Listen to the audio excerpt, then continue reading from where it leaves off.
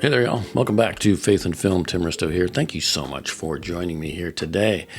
I did a recent video, dropped about a day or two ago, where I shared about my most anticipated faith-based films coming out this year, here in 2026. And one of the videos on that list, in fact, the first one that I talked about, is one called Still Hope, which actually opens in theaters today. And there's a great article about that film over at christianpost.com that I thought we'd take a look at today. This looks like a pretty tough film, like a tough one to watch. Similar in terms of its kind of sensitive content that Sound of Freedom was, and a similar topic too as well.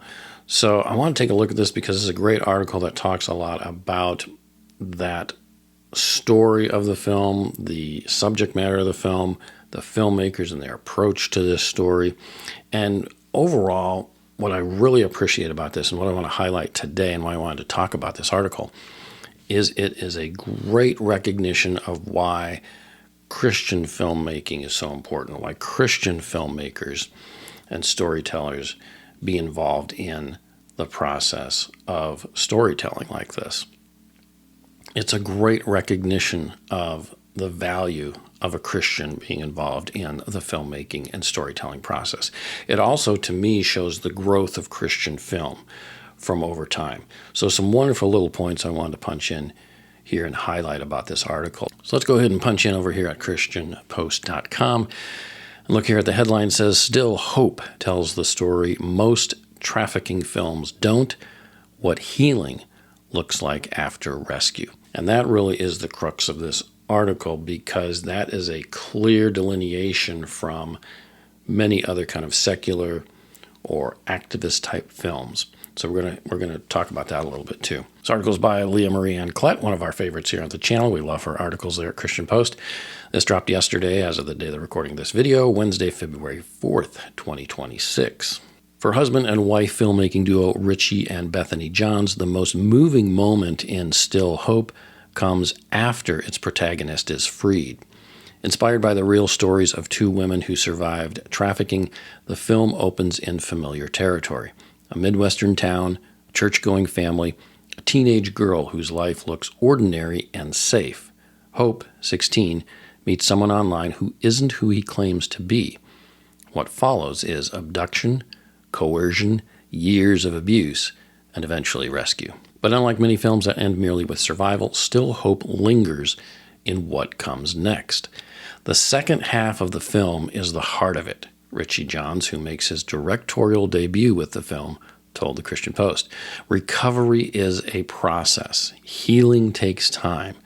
And if we stopped at the rescue, we wouldn't be telling the true story. This is just so key here. Again, this is going to get into more of what this article talks about in terms of the filmmakers as Christians taking a very measured role with this, a very faith-driven approach to their filmmaking.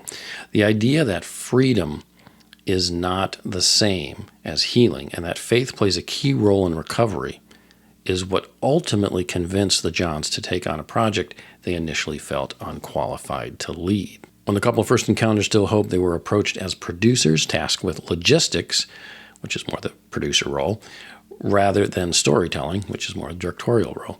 A group of Missouri-based filmmakers had been developing the project for years, combining two real-life survivor accounts into a single fictional character. The aim from the beginning was to dispel common myths about trafficking, that it happens only overseas or only to girls who are already vulnerable. This was always about showing that it can happen here, domestically, Richie Johns said.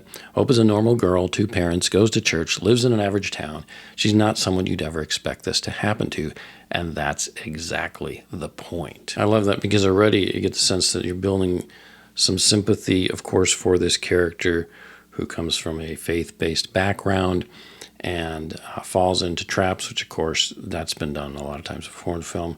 But that you sense, of course, in the way this article is talking about the film, that we're leading into a character that's going to go through something tough, that's going to have to come out the other side, and is going to have to address that faith element in her life to get through this in some way, shape, or form. So immediately there's this sense this isn't going to be the typical, oh, the good girl that goes bad type routine. It's, the good girl who is a victim of something and then has to rely on her faith to get through this.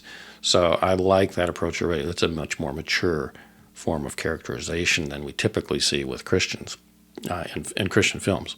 We felt deeply inadequate, Bethany Johns said. We knew we had a lot of ignorance around the subject, and we had to sit and pray about whether we could tell this story responsibly. This is what I really want to talk about today. Here you have Christian filmmakers approaching a very deep, dark subject matter, and something they're not personally familiar with.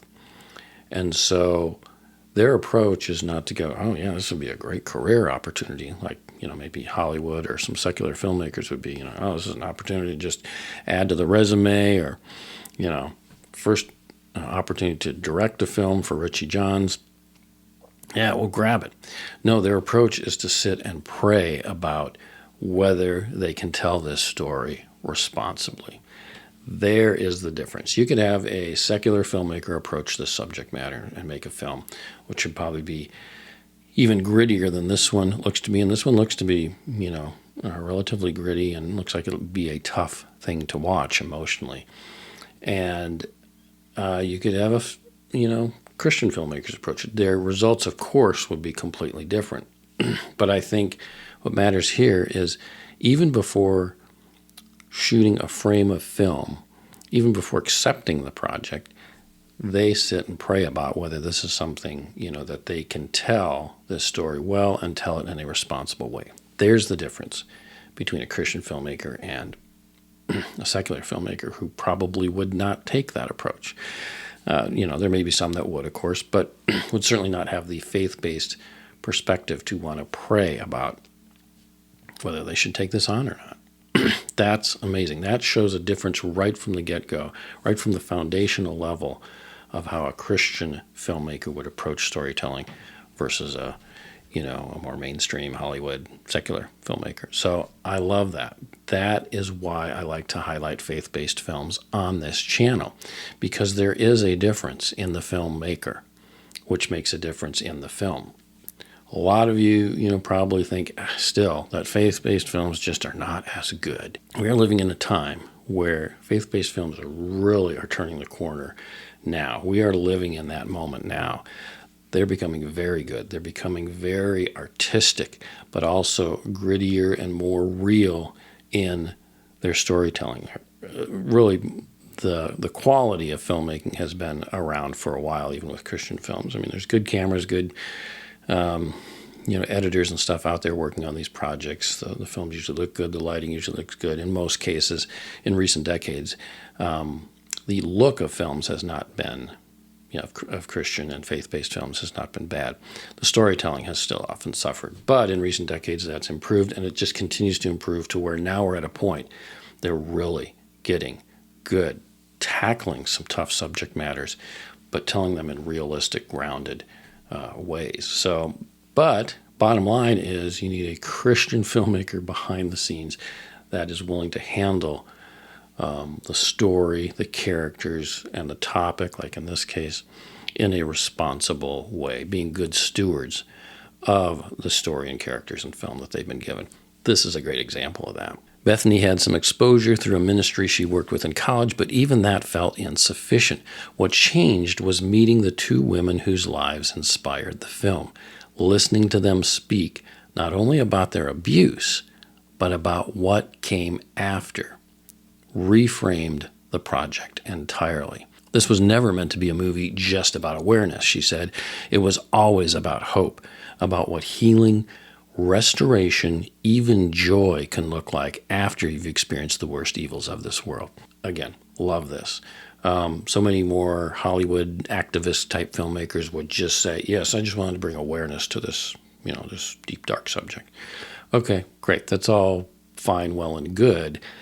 But where are the answers to coming out of the awareness of this deep, dark hole? Where is the solution? Who offers a solution? Not just a program, although those can be part of the process, but who really offers a solution?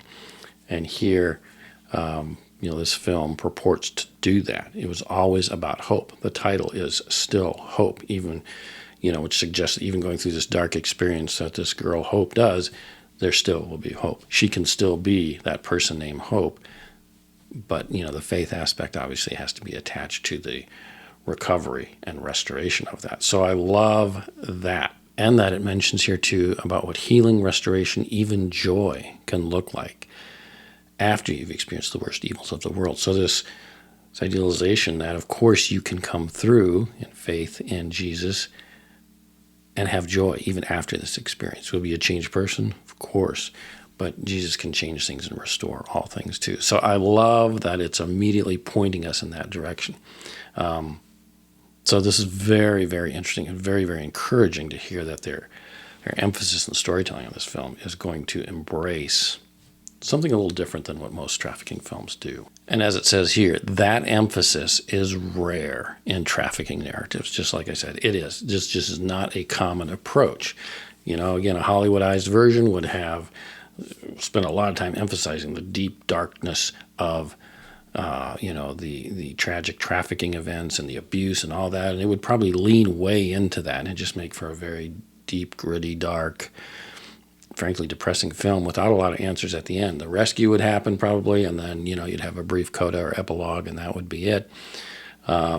Here, it sounds like this film is really moving into different territory that most trafficking films don't. Still Hope, which stars Luna Rivera, Alex Vadoff, Wilma Rivera, and John D. Michaels, resists that impulse. Much of the film's emotional gravity is carried by Rivera's performance as Hope, particularly in the scenes after she returns home. She's safe, but she's not okay, Richie Johns said. Her family loves her, but they keep saying the wrong things. They want her to be normal again, and she can't. This is great here. I describe this scene. One of the film's most telling moments unfolds on a back porch where Hope's mother tries awkwardly, desperately to comfort her with words, even scripture. Eventually, she stops talking and simply sits. That scene is really about presence, Richie Johns, who's the director, said. Sometimes it's not about having the right words. It's about being willing to sit with someone when they're not okay. Again, I think this is extremely valuable. How do we live out the gospel? Sometimes it's not always with words. Sometimes it's in our actions. Sometimes it's just in our presence. But being there in a loving way, maybe even praying internally for the person, but not immediately trying to, evangelize them or just preach the gospel at them. The girl Hope in the movie obviously comes from a faith-based background and family. But that doesn't mean that the first thing she's going to need to hear is the gospel message preached at her with words. There's obviously a lot of other healing that goes on in that process. At the same time, how do we live out the gospel? There's a lot of different ways. Sometimes it's just being there for someone and not always just preaching at them. So I love where this seems to be going. I love where the filmmakers are really looking at the subject matter in a genuine, real way without ignoring the gospel at all, but in fact taking it to the next level. This is interesting here, too, where Director Johns recalled watching Rivera reset emotionally between takes, adding, "I wasn't ready for how heavy it would be."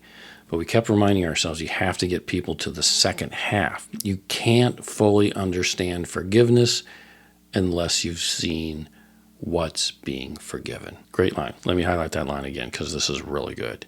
You can't fully understand forgiveness unless you've seen what's being forgiven. That's great. Again, Christian filmmaking of the more distant past didn't always want to show the grittiness. This film does. Seems to. I haven't seen it yet. Seems to be like it's going to lean into that, to show why that forgiveness process, of course, is very difficult, why it needs to happen, and how it needs to happen, which I assume is going to lean, of course, judging from what the filmmakers are saying here, into a reliance on faith. That it's probably a physical healing, it's an emotional healing, but it's also most definitely a spiritual healing, all of which needs to happen in their appropriate times for true restoration to happen after something like this. But you do have to see that. Christian films often glossed over that aspect in the past, in the more distant past, But now we're living in a time where that realism of storytelling is happening, but you can still have that faith-based element that's ultimately going to help provide the answer to the conflict and the problems that were going on, and or in this case, the restoration of a tragic set of events that happened apparently over years to the girl Hope in this story. So very, very good.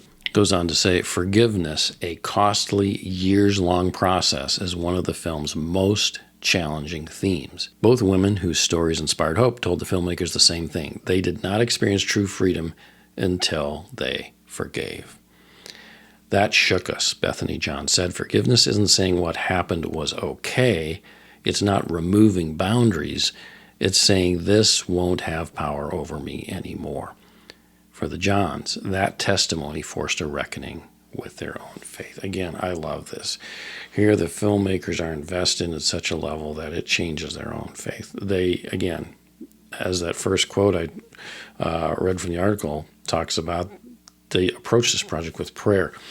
They're changed by the film in the making of it, by the stories, by the people that they're consulting with to try and help tell the story in an effective, genuine, and respectful way, and in a faith-based way. I love this. Their faith was impacted by it. Can you imagine? If the filmmakers' faith is changed, how viewers' faiths may potentially be changed, or others may be brought to the faith because of this film. We talk about forgiveness so easily as Christians, she said, but I don't know that we've ever faced something that required that level of forgiveness. This movie made our faith real in a different way. Wow. I mean, the subject of forgiveness often gets brushed aside in the face of bigger and bigger challenges, right? Like something like this, like trafficking, abuse. People think, well, that just can't really be forgiven. And that's why so many people don't move on or are drawn back into the same issues that they are pulled into, or the same problems or tragedies that they're pulled into, or abuses that they're drawn into. It's because they can't quite get to that next level, and that's the faith aspect of it that can help people to heal and be restored. I'll just punch in here at the bottom real quick. Trafficking feels overwhelming, John said. People don't know how to help. We wanted to move people from awareness to action. The women who inspired the story have been involved at every stage, from script development to on-set visits. They have seen the finished film. Our hope, Bethany Johns said, is that they feel seen, that they feel honored, that they feel like the stories were told with dignity. Again, there's an approach a Christian filmmaker is going to take. You just see them involved throughout this process, that their faith is involved throughout the process of making this film, in the way that they've prayed about it, analyzed it,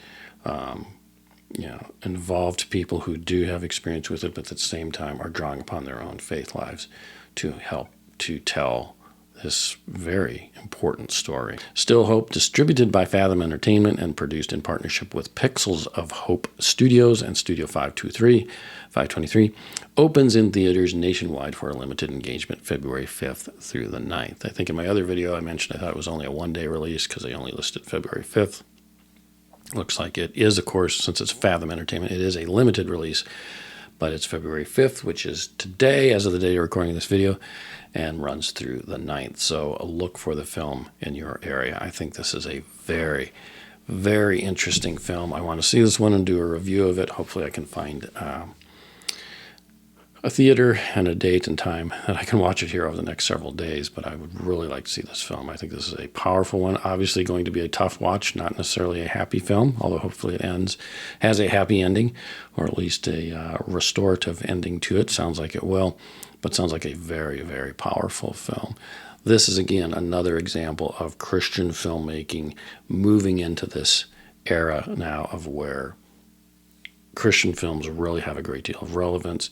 They're also artistic, but they're also powerful, good storytelling, great characters, filmmakers behind the scenes that care and want to see things done well. Not just, of course, treating the faith message respectfully and carefully and accurately, and biblically, but also treating the characters and the storyline and the topics with great respect and being great stewards of all of that in the filmmaking process. This is what excites me, to see films like this coming out. And then it also means you all need to go out, all of us need to go out and support these films, show support for these films. For those of you that say, yeah, Christian films never measure up, here's your opportunity to go support, ones that do. There will be several. There will be a lot this year. It continues to grow in terms of the depth and breadth and quantity of Christian filmmaking. So if you want to see more of that in Christian filmmaking, go support it. And here's a great opportunity to do so. So anyway, just wanted to talk about this film. I think it looks very interesting. Very excited for the filmmakers, very excited for the film. Again, tough watch, but looks to be a really good film. So we'll talk more about it in the coming days and weeks. Again, hopefully I can do a review of it. That's all I got for today, y'all. Go out, watch some great Christian films today or in the days ahead. And remember, above all else, stay in God's Word. See you next time. Take care. Bye-bye.